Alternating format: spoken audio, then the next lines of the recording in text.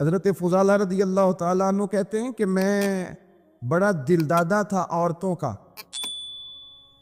اور میرا ماحول یہ تھا کہ میں قتل بھی کر لیتا تھا، معاذ اللہ چوری بھی کر لیتا تھا، اور رات میری طبیعت تھی معاذ اللہ نئی سے نئی عورت کے پاس جانا۔ کہتے ہیں ابو جہل نے اعلان کیا کہ جو نبی پاک علیہ السلام کا سر اقدس معاذ اللہ کاٹ کے لائے گا، نقل کفر کفر نہ باشر، 100 سرخ اونٹ انعام ملے گا۔ تو میں نے ارادہ کر لیا کہ میں بہت سارا انعام حاصل کروں گا۔ قرآن مجید میں نا اللہ فرماتا ہے کہ بہت سارے لوگ ایسے ہیں جنہیں اگر میں رزق میں کشادگی دے دوں، زیادہ پیسے دے دوں، فرمایا باغی ہو جائیں، وہ سرکش ہو جائیں۔ یہ بہت سارے لوگوں کو جو اللہ تبارک و تعالیٰ اعتدال میں رکھتا ہے تو یہ ان کے لیے بہتر ہے۔ ہر بندہ دولت کے ہوتے ہوئے نیک ہو سکتا، تو یہ اللہ اگر رکھتا ہے نا اعتدال میں تو شکر کرے اللہ کا، ورنہ تو لوگ عیاشیاں کریں، پتہ نہیں کیا کچھ کر گزر۔ تو حضرت فضالہ کہتے ہیں کہ میں نے خنجر تیار کیا اور میں نے بغل میں اس کو چھپایا، اوپر میں نے چادر اوڑھ لی۔ اب مجھے پتا تھا ظہر کی نماز کے بعد نبی پاک صلی اللہ علیہ وسلم طواف کعبہ کے لیے، بیت اللہ شریف کے طواف کے لیے جاتے ہیں۔ کہتے ہیں میں بھی اس طرف بڑھا، رستے میں نا وہ خاتون جس کے گھر میں نے رات آنا تھا، میں نے دروازے پہ دستک دی، میں نے کہا کہ تیار رہنا، تیار رہنا، آج میں بڑے پیسے لے کے آؤں گا۔ اسے میں نے یہ کہا اور پھر میں چلا گیا بیت اللہ شریف کا طواف کرنے۔ کہتے ہیں اللہ کے محبوب بھی طواف کر رہے تھے تو میں نے بھی طواف شروع کر دیا۔ ارادہ یہ تھا کہ جہاں نبی پاک علیہ السلام میرے قریب سے گزریں گے تو موقع پا کر میں حضور کے جسم اقدس پر خنجر کھوپ دوں گا اور معاذ اللہ شہید کر دوں گا۔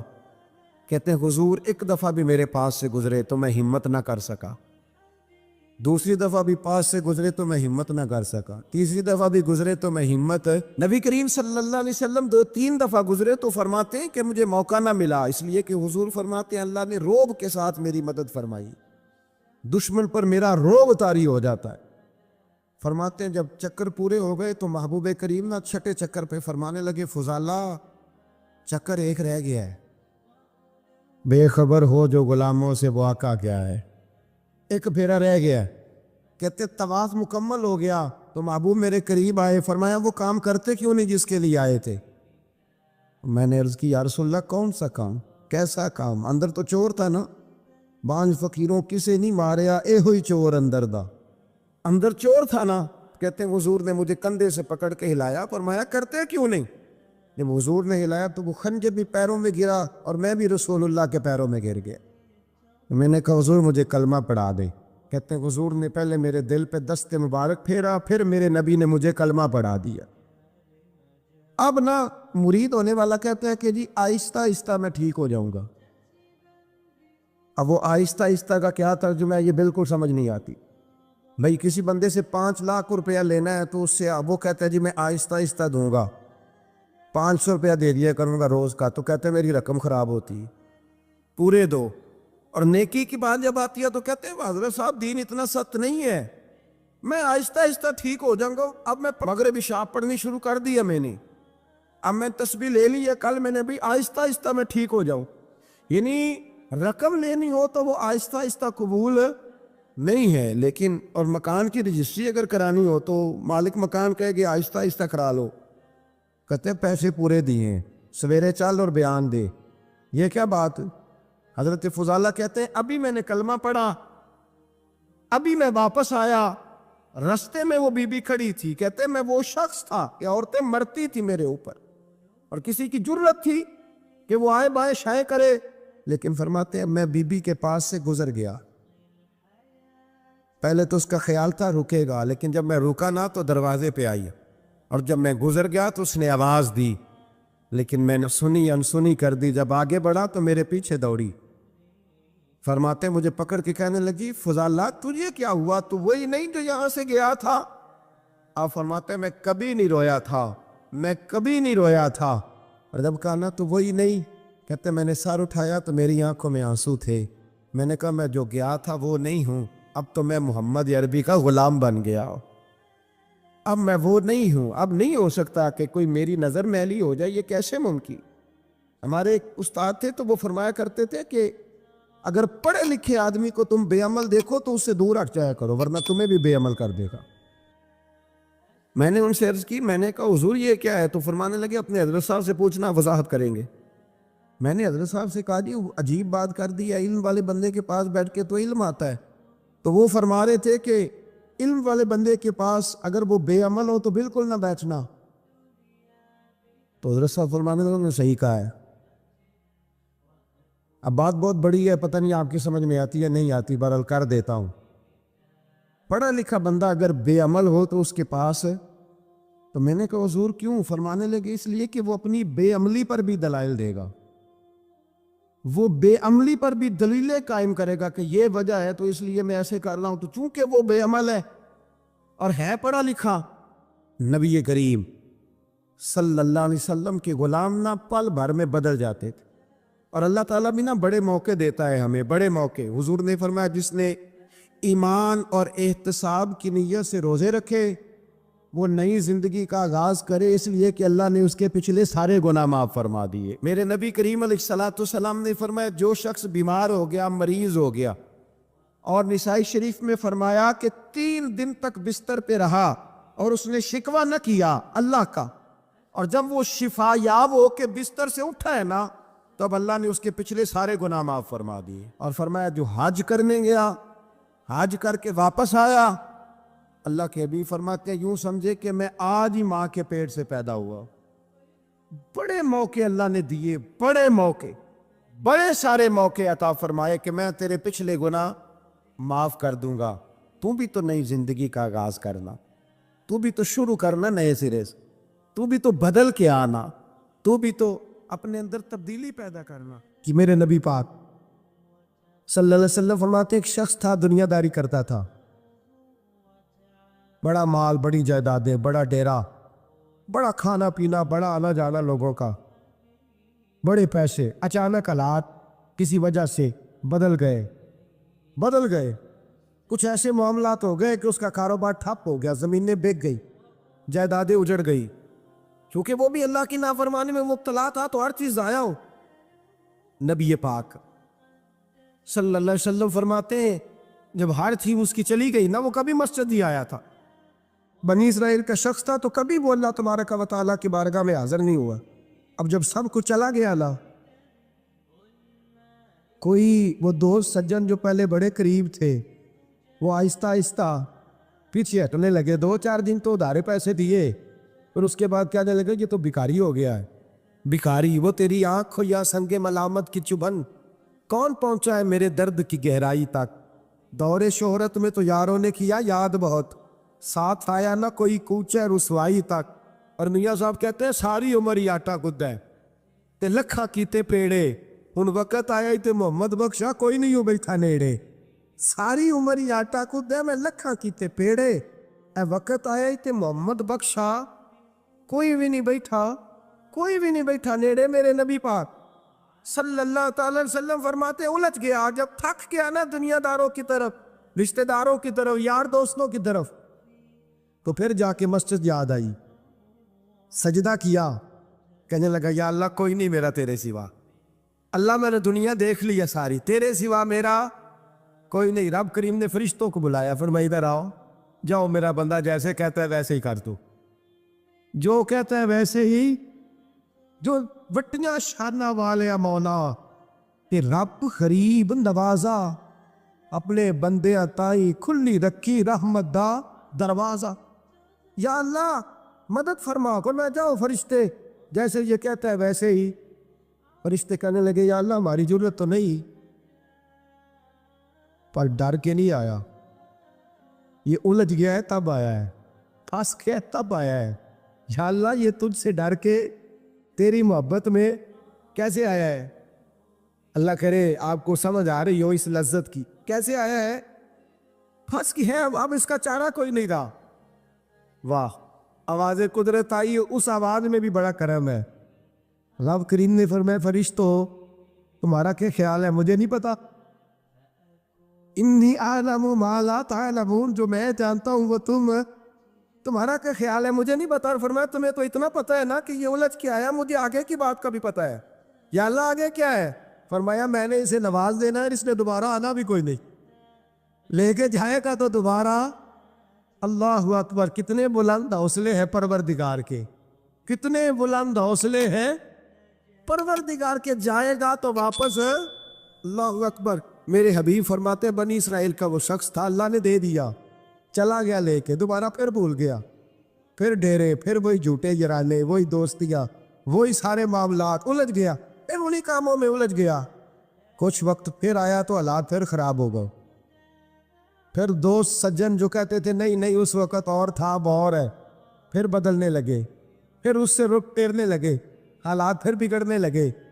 جب سارے دروازے کھٹکھٹائے تو دل میں چور ہے کہ پچھلی دفعہ میں نے دعا کی تھی تو کیا میں نے فراڈ ہی تھا کہ پکی توبہ کی ہے. اندر چور ہے تو بان فقیروں کسے نہیں ماریا، اے ہوئی تے چور اندر تھا، اندر کھٹکا ہے کہ یار میں، لیکن کہنے لگا جاؤں نہ تو جاؤں کدھر. پھر آ گیا مسو، کہنے لگا یا اللہ آج کے بعد نہیں کرتا، آج کے بعد غلطی تو مہربانی فرما، ایک دفعہ نظر فرما. میرے حبیب پاک بیان کر رہے ہیں تو آنکھوں میں آنسو ہے. حضور فرماتے کہنے لگے یا اللہ ایک دفعہ آپ نہیں کرتا. رب کریم نے فرمایا فرشتوں دے دو جو مانگتا ہے. فرشتے کہنے لگے یا اللہ ڈر کے نہیں آیا، الجھ کے آیا ہے. فرمایا مجھے تو یہ بھی پتا ہے کہ دوبارہ آئے گا بھی نہیں، لیکن اب وہ آ گیا ہے، دے دو جو مانگتا ہے. حضور فرماتے ہیں 70 دفعہ آیا. بولے کتنی دفعہ؟ اور پائی چوتھی باری دیبا جی نہیں پیسے پا کے دے دے دکان وچ. وہ آندھے تو جاڑ دے خسمہ دا سر کھا دوجے نہیں کر کے دینا. 2-3 دفعہ ڈال کے دیتے ہیں تجارت کاروبار، چوتھی دفعہ کہتے ہیں معاش کر بھائی، تو ضائع کر دیتا ہے، تجھے نہیں دینے. 70 دفعہ آیا، 70 دفعہ. خدا کے پسندیدہ بنو، لوگوں کے پسندیدہ نہ بنو. ان کی تو پسند پہ 3 دفعہ پورے نہیں اترو گے تمہیں دھتکار دیں گے، جوتے کی نوک پہ نہیں رکھیں گے. 70 دفعہ آیا، 70 دفعہ ناپسندیدگی کا کام کیا. ایک دن پھر رات کو اٹھا، اب الجھا نہیں، اب مال ہے، دولت ہے. رات کو اٹھ گیا، اٹھ کے بیٹھ گیا، دل میں خیال آیا میں کتنا برا ہوں. خدا کے دروازے پہ تب جاتا ہوں جب پھنس جاتا ہوں، اس کے آستانے پہ تب جاتا ہوں جب الجھ جاتا ہوں، اس وقت جاتا ہوں جب بیمار ہو جاتا ہوں، اس وقت جاتا ہوں جب تعویذ کی ضرورت ہوتی ہے، دعا کی عادت ہوتی ہے. کتنا خود غرض ہوں، خدا کو بھی سجدے کرتا ہوں. میرا اس شہر عداوت میں بسیرا ہے جہاں، احمد فراز نے کہا میرا اس شہر عداوت میں بسیرا ہے جہاں. لوگ سجدوں میں بھی لوگوں کا برا سوچتے، میں کہاں بس رہا ہوں کہ یہاں بھی میرا لالچ ہی ہے. اٹھا، پھر تڑپا، مصلی بچھایا تو مصلی آنسوؤں سے بھیگ گیا. کہنے لگا خدایا تو عظیم ہے، میں ذلیل ہوں، تو بڑا ہے، میں عاجز ہوں، تیری کیا بات ہے، میں کچھ بھی نہیں. خدایا 70 دفعہ توبہ کی اور جھوٹی کی، تیرا کتنا بڑا حوصلہ ہے، تو نے ہر دفعہ میری قبول فرمائی. خدایا آج میں لالچ لے کے نہیں آیا، میں تجھے راضی کرنے آیا ہوں. آج میں تجھے راضی کرنے آیا ہوں، سچا ہو کے آیا ہوں. میرے محبوب فرماتے رب نے فرمایا فرشتوں کھولو نظر آسمان کے دروازے. تم کہتے تھے الجھ کے آیا ہے، پھنس کے آیا ہے، کھولو آسمان کے دروازے، وہ دیکھو سجدے میں گرا ہوا ہے. یہ آج الجھ کے نہیں آیا، یہ آج مجھ سے ڈر کے آگے آئی، آج میرے پیار میں آ گیا ہے. فرشتے کہنے لگے یا اللہ پہلے تو مال دیتا تھا، ہم کیا دے گا؟ تو میرے حبیب فرماتے رب فرماتے اب میں اسے دنیا میں عزت دوں گا اور قیامت کے دن بغیر حساب کتاب جنت عطا فرما دو. میرے دوست چھوڑ دنیا کی پسندیدہ، روز نیا رنگ اختیار کرنا، بندے مجھے پسند کریں، نیا سٹائل اختیار کرنا لوگوں کی، اب یہ رواج آ گیا، اب یہ رواج آ گیا، اب یہ چکر چل گیا ہے. نہیں جی نہیں، اب میری حویلی بچی بڑی اچھی ہے، بڑی خوبصورت ہے، اور سارے میرج ہالوں پہ شادیاں کرتے ہیں، میں نے دنیا چھوڑ. دنیا کبھی کبھی کچھ پسندیدہ بنا ہے، تجھ ایک مکر کراتے ہیں، پھر کہتے ہیں دوسرا بھی کر، پھر کہتے ہیں تیسرا بھی کر.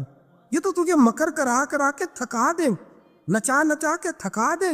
یہ دے دنیا تیرا امتحان لے کی، ایک کے بعد دو کے بعد تین کے بعد 4. یہ تو تجھے رسوا کر دے گی، الجھا دے گی. عرش کا مالک ہے جو امتحان نہیں لیتا، وہ کہتا ہے تو ایک بار آ جا صحیح، تو آ جا صحیح. میرے حبیب فرماتے ہیں تیرا کام پہنچ جانا ہے، اور پھر رب کا کام تیرے لیے رحمتوں کے دروازے کھول دینا. حضرت کعب بن مالک رضی اللہ تعالی، حضور نے فرمایا چلو تبوک پہ میرے ساتھ، سارے چلو، سب تیار ہو گئے.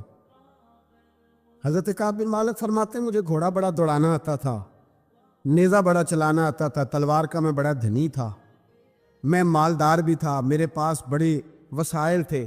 حضور چلے گئے تو میں نے جی بخاری ہے، فرماتے ہیں میں نے سوچا کہ میں چلا جاؤں گا، کل میں گھوڑا دوڑاؤں گا، میں نے پیچھے پہنچ جانا، پرسوں چلا جاؤں گا، ترسوں بس سستی ہو گئی، نہ جا سکا۔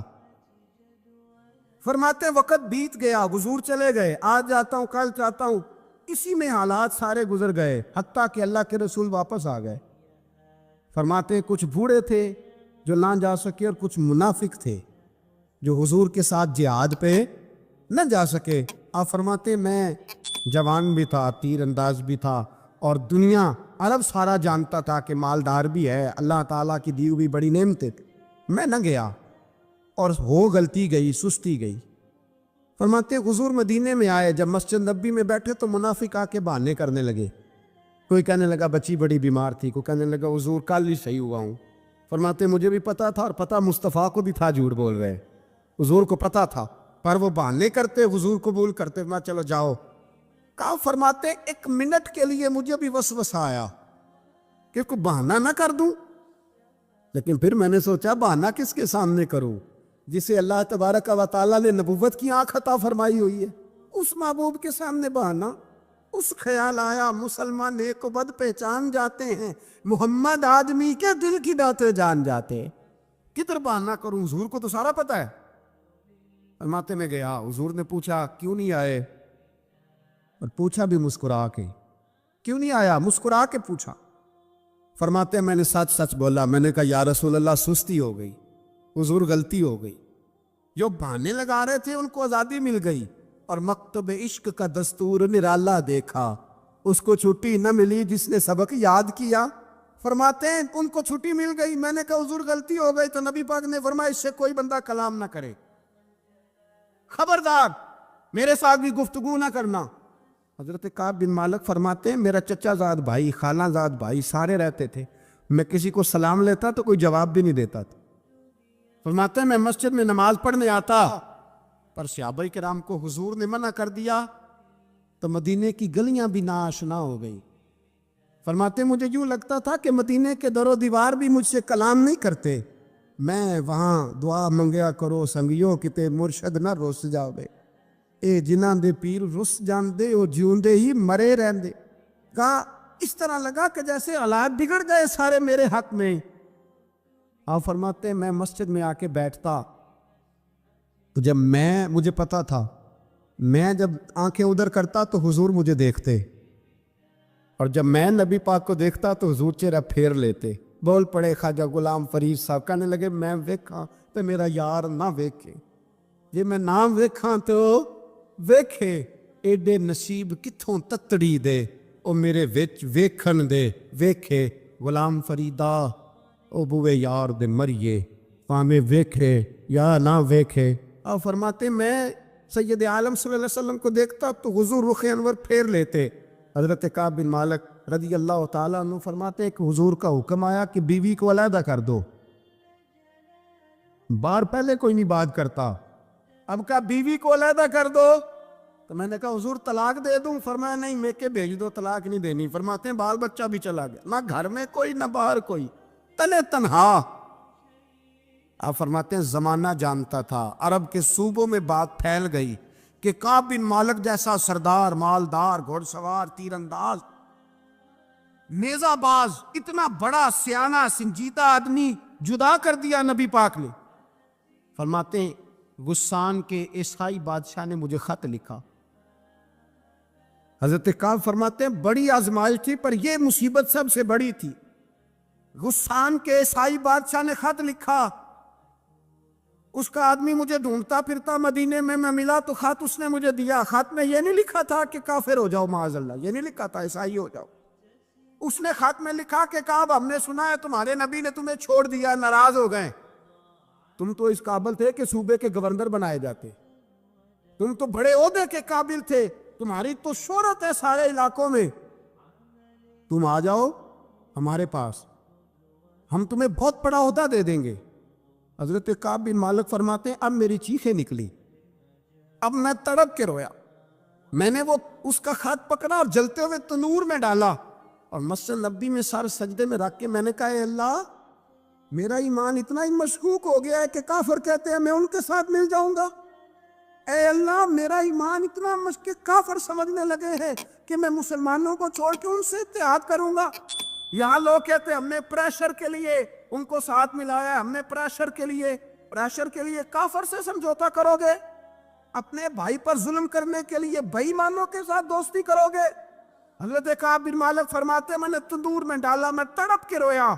میں نے کہا اے اللہ میرا اتنا امتحان نہ لے کہ کافر سوچنے لگے کہ میں اسے سمجھوتا کروں گا. اے اللہ مہربانی فرما, اتنا امتحان نہ لے. روتے روتے گھر گیا, سحری تک روتا رہا. ایک آدمی دوڑا آیا, کہنے لگا کعب جلدی چل, حضرت جبریل آ گئے ہیں, اللہ نے تیری توبہ قبول فرما لی ہے, رسول پاک نے تجھے یاد فرمایا ہے, چل آ جا. حضرت کعب بن مالک فرماتے میں قدموں میں گرا اور میں نے کہا محبوبہ میرا سارا ہی مال لے لے, حضور میری ساری صلاحیتیں لے لے, رکھ لے سارا کچھ, مجھے وہ مال نہیں چاہیے جو آپ کے دروازے سے دور کر دے. حضور وہ دولتیں میرے کس کام کی جو آپ کے دروازے سے دور کر دے. بے نور بے چراغ جو محفل ہو پھونک دو, اعظم بلا سے اپنی وہ ہستی ہی کیوں نہ ہو, جو چیز اس کی راہ میں حائل ہو پھونک دو. حضرت کعب بن مالک رضی اللہ تعالیٰ عنہ نے ایک منٹ کے لیے بھی کافر سے سمجھوتا کرنا پسند نہ کیا. جبھی تو اللہ نے توبہ حضرت جبریل کے ذریعے نازل فرمائی.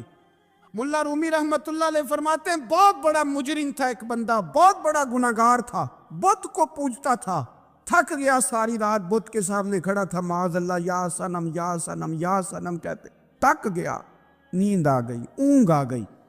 جب پوری طرح نیند آ گئی اور دماغ پہ نیند قبضہ کرنے لگی تو اس کے منہ سے نکل گیا, صنم صنم کہہ رہا تھا نا, نکل گیا یا صمد, او بے نیاز مالک. رب کریم نے فرشتوں سے فرمایا دوڑ کے جاؤ, جو کہتا ہے اسے دے دو.